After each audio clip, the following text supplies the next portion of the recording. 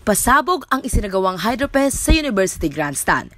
Mapapa, what a blast ka talaga dahil ito ang kauna-unahang pagkakataon na nagkaroon ng Hydro Festival sa CBSU.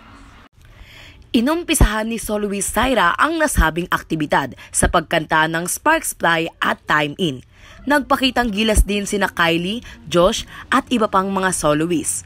Nagtanghal naman ang mga inaabangang banda tulad ng Episode 1, Asteria, Kaskaseros at iba pa. Sa kabila ng matinding init ng panahon, kitang-kita ang kasiyahan sa kaliwat kanan na basaan, bit-bit ang mga baong water gun at water hose na dala ng inimbitahang Bureau of Fire Protection na mas lalong ikinasaya ng mga kabsuhenyo. Masaya po! First time kasi ito so it's really good na pinagsama-sama kami para sa gandang event. Sobrang saya nung event, sakto sa ating panahon. Ang init kanina, kasi ang basaan. Ikaw? Nag-memorable mo yung last week namin sa college. Yeah, we're graduating. 4 years! What the win?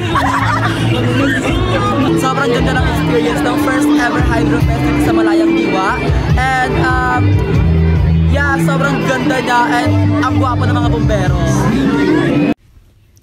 Samantala, ipinaliwanag naman ng mga nag-organisa ang tunay na layunin ng Hydrofest. So ang pinakalayunin kasi namin is gusto po namin gumawa ng isang event na different naman po sa mga nakalipas na event.